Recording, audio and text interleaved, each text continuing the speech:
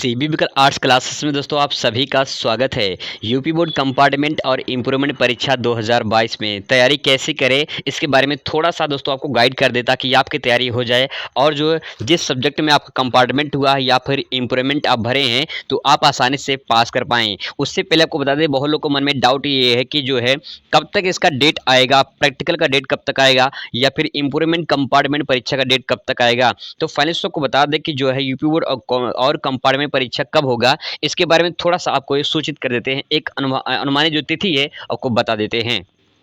दोस्तों आपको बता दें कि जो यूपी बोर्ड कंपार्टमेंट और इम्प्रूवमेंट की जो परीक्षा होने वाली है उसकी एक अनुमानित तिथि दोस्तों को बता रहा हूँ कि 15 अगस्त के आसपास, ठीक है। 15 अगस्त के आसपास जो है कोई भी डेट आने की संभावना है। तो जैसे कोई डेट आएगा आपको इसी ऑफिशियल साइट पे अपडेट मिलेगा, ठीक है।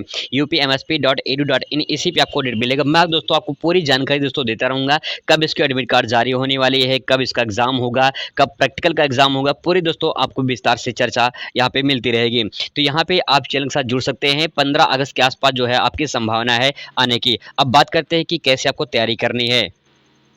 दोस्तों आपको बता दें कि अगर आपका हाई स्कूल में या फिर जो है इंटर में अगर कंपार्टमेंट हुआ है तो आपको करना क्या, हाई स्कूल में 6 पेपर देना होता है, ठीक है, और इंटर में 5 पेपर देना होता है। तो सारे सब्जेक्ट आपको पढ़ने पड़ते हैं। अब आपका कंपार्टमेंट किसी एक सब्जेक्ट में हुआ होगा, ठीक है।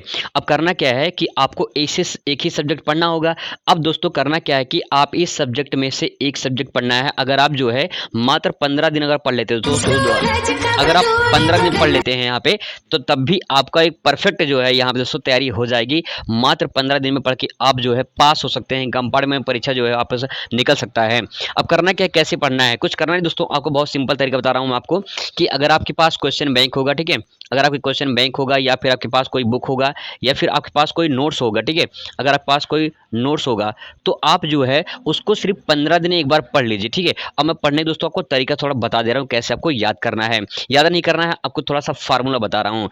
आप जो आपके पास कोई भी नोट्स हो, कोई भी जो है क्वेश्चन बैंक हो, आप क्या करिए और आप उसमें से जो चैप्टर पढ़िए, ठीक है, उसमें से आपको जो है जैसे आज जो है आज पढ़ लिए हैं तो 24 घंटे के बाद उसको आप दोबारा पढ़ लीजिए, ठीक है। 24 घंटे के बाद उसे दोबारा रिवाइज कर लीजिए। इसके बाद आपको उसको 3 दिन बाद पढ़ना है, ठीक है। 3 दिन बाद उसको फिर से पढ़ना है। फिर इसके बाद आपको उसको जो है छठवें दिन फिर से एक बार पढ़ लेनी है। जब ये 3 दिन आप जब छठवें दिन पहुंचेंगे, यहाँ बीच में गैप है, इसके बाद एंजॉयमेंट करिए आप, ठीक है। इसमें जो बीच में गैप है आप कुछ भी कर सकते हैं इसमें, लेकिन कोई भी पढ़ा हुआ आप जो है 24 घंटे के बाद फिर इसके बाद 3 दिन के बाद फिर इसके बाद 6 दिन के बाद अगर पढ़ लेते हैं तो दोस्तों 7वें दिन गारंटी है, अगर क्वेश्चन आपको याद नहीं हो जाएगा ना तो आप कह सकते हैं कि आपका जो फार्मूला था वो गलत था। ये गारंटी दोस्तों बहुत लोगों पे आजमाया गया है और लोगों ने फॉलो किया है, तो यहाँ पे उनका रिजल्ट बेटर साबित हुआ है।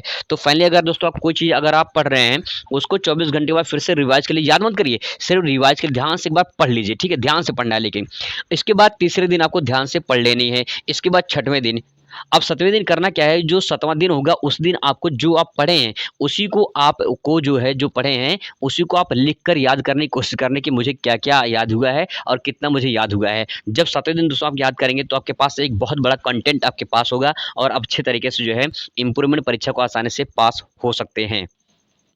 दोस्तों सबसे आसान यही है कि आपको सिर्फ एक ही सब्जेक्ट पढ़ना है तो आपको बेनिफिट मिल जाएगा और एक ही सब्जेक्ट को जो है अगर बार-बार रिवाइज कर लेते हैं तो गारंटी है बिना याद के आपको याद हो जाएगा और अच्छे नंबर से आप फिर दोबारा पास हो जाएंगे और आपका जो रिजल्ट है वो बढ़िया से 100% जो है आपका रिजल्ट आ जाएगा और कुल मिला के जो है आप अच्छे नंबर से पास हो जाएंगे। तो कोई दिक्कत परेशानी आपको नहीं होगी।